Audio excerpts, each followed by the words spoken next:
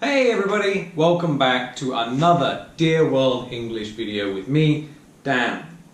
Okay, today you can probably see I have a slightly interesting video for us today, alright? What we're going to do today is we're going to look at some of the big differences between British English and American English. Okay, so obviously I speak and I write British English. Okay, and I have some friends, you've seen Bobby before, yeah? He is American, okay, and so he would speak or he would write American English, okay? And sometimes when you put an American person, a British person together, sometimes we'll laugh and we'll joke about the big differences between the ways that we speak English, yeah? And sometimes you might have a funny fight saying, you know, I speak real English, no, I speak real English, no me, no me, no you, no me, no you, yeah? Okay, so let's get started then.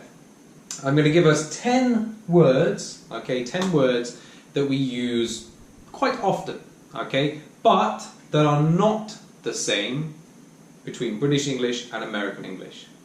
Okay, let's start, shall we? So, first things first, what do we call this? Okay, what would you call this? I'm quite interested. I know sometimes at school you might have textbooks that are in British English or maybe even American English, okay? Or a teacher who uses American English but a British book, or a British book but American English. I don't know, yeah? So what would you call this? Okay, in the UK we would call this a trainer. Yeah, a trainer. But in America this would be called a sneaker. Okay, it would be called a sneaker. Okay, so already a very big difference. The two words are not even close, right? Totally different. Okay, bye-bye shoes. Next then, okay, next what we've got is something that we wear maybe in the winter or in spring or in autumn. Okay?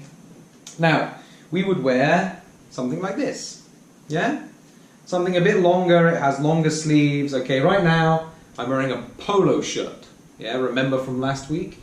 But something like this I wouldn't wear now because it's just too hot, okay? But I might wear this in the winter, and I would call this a jumper.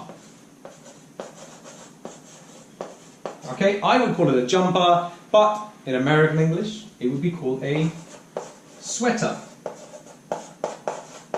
Yeah, it would be called a sweater. Okay, again, both very, very different, right? And both a little strange. Jumper, what does it mean? I put it on and I start jumping? No. Sweater, I put it on and I start sweating? Okay, a little bit strange, right? But a big difference. Okay, let's take a look at number 3, which is chips versus French fries, or just fries. Yeah, I think people usually would just say fries, okay? Chips or French fries. Now, I'm sure you know what fries are, right? If you go to McDonald's, usually you're going to order what? Like a burger and a drink and some fries, yeah? In the UK, we would call them chips, okay? Now, this is interesting because in America, chips, American English does have this word, chips, okay? But, wait a second. These would be chips in America, okay? They're already open, someone has been very naughty and been eating unhealthy chips. Not me, okay? But, you can see, yeah? In America, chips would be this, okay? But in the UK, chips are fries, okay? In the UK, these are called crisps, okay? Crisps. C-R-I-S-P-S, crisps, okay, not chips. Alright, so you have to be careful with that one. And goodbye unhealthy snacks. Okay, so that's number 4. Let's take a look at no, it was number 3. See, I'm being too quick for myself. Biscuit. Now, a biscuit in the UK is something small, maybe a little bit bigger, sweet, yeah, maybe quite dry. but it's got maybe chocolate or fruit inside, okay? Biscuit. Okay, something you have as a snack. In America, this would be called a cookie. Yeah, this would be called a cookie. Again, just like chips have a different meaning in America, a biscuit would have a different meaning in America too. Okay, I think in America a biscuit is not sweet like a cookie. A biscuit might be something you have with breakfast or dinner or something, okay? So that is number 4. Let's take a look at number 5. Number 5 is, give me a second, I can't remember everything, so I have to look here. Number 5 is where I'm living right now. I'm not living in a house. Okay, in a house I would there would not be so many floors. It would only be one family living there. Okay, here where I'm living, and where probably most of you are living in a tall building. Okay, that has more than one family. All right, on every floor, maybe there's 2 or 3 or 4 families. Right? Okay, now in British English we call this a flat. Okay, a flat, which is very strange because flat means something is like this, yeah? Not up, not down, just flat. Okay, but actually, living in a place like this is very tall. Yeah? Strange. In American English, this would be an apartment. Apartment. Okay, it would be an apartment. Okay, so I could say, right now I'm living in a flat. I'm making this video for you in a flat. But if I was using American English, I would say I'm in an apartment. Yeah, I'm making this video from an apartment. Right? Okay, number 6. This one is very interesting. In a flat or in an apartment, there is a bottom floor. Yeah, the first floor that you go into. Okay? Now, in British English, this is not the first floor. No, this is not the first floor. This is called the ground floor. Ground floor. And it's probably called the ground floor because it's on the ground. It's on the bottom. Yeah, the bottom, where you're not tall, you're not short, you're not high, you're not low, you'd be on the ground. Okay, so we call it the ground floor. But in American English, and for you guys as well in China, you might say that it's the first floor. Yeah, the first floor. Okay, this was very confusing for me when I first came to China. And actually the first time I went to America, and many countries where they use this, the ground floor is the first floor. If I went to a shopping mall or something and I could see, on the first floor there is this shop, this shop, this shop, this shop, this shop. I would actually go to what you would call the second floor. And I would get there and go, there's none of these shops here. And I have to realize, oh, ground floor is the first floor. Okay, in the UK, the first floor is one higher. It would be your second floor. Okay, something very important to remember there. Next one then, we have got another good one. I'm running out of space. I have to write it very small. A queue. Q-U-E-U-E. Okay, a queue. Now, to help you out a little bit, I might give the American one first. The Americans might say a line. Okay, a line. If you go to buy a train ticket or a plane ticket or you're waiting for something, whatever it is, okay, and there's a lot of people all in one line, in British English we would say this is a queue. Okay, I have to queue up to get a ticket. Okay, in America you would have to line up to get a ticket, or line up to get on the bus, or queue up to get on the bus. Okay, again, quite a big difference, especially in the spelling. Look, Q-U-E-U-E. It's a little bit complicated.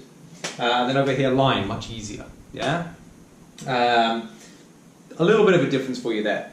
Next one, we have, this one is always interesting as well.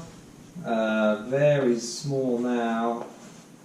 Oh, my B's look like 6s. Okay, in British English, we might call something a rubber. Okay, a rubber. Now this is what we use when we've used a pencil. Okay, when we've used a pencil and we made a mistake and we want to get rid of it, make it go away, we use a rubber. Yeah? Usually they're white or blue, sometimes pink. Okay, or maybe if you are someone who likes art or something, maybe you have some cute little ones. Okay?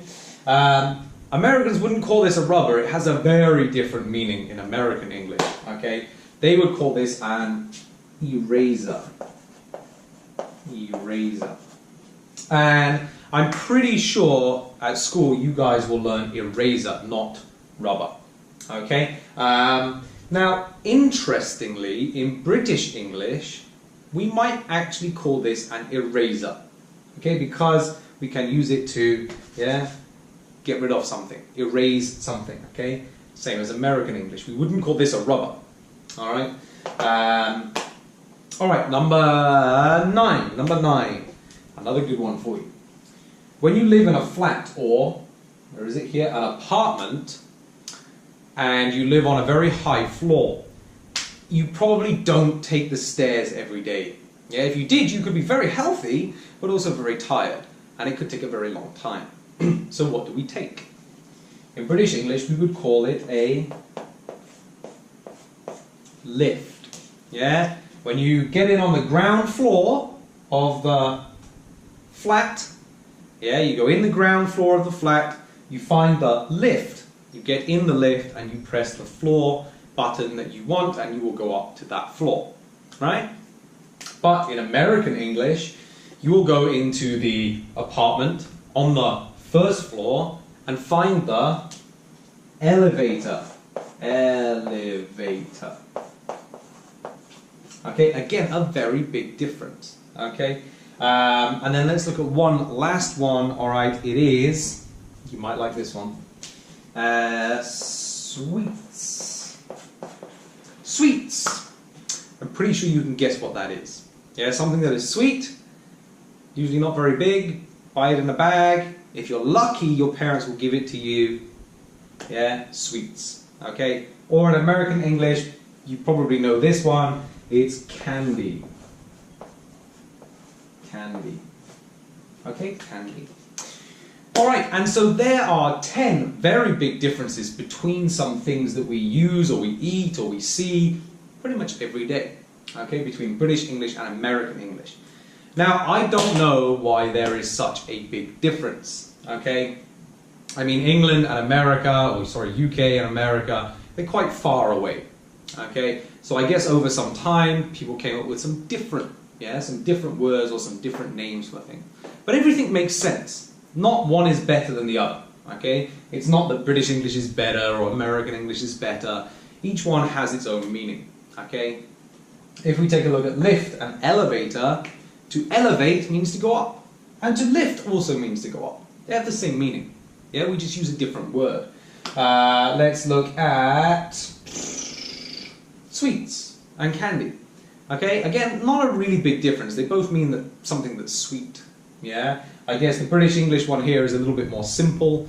And then what else do we have? Ground floor and first floor. I'm sure you agree with the American English. Yeah, you walk in on the first floor. I don't know. Just a little bit of difference was for you there today.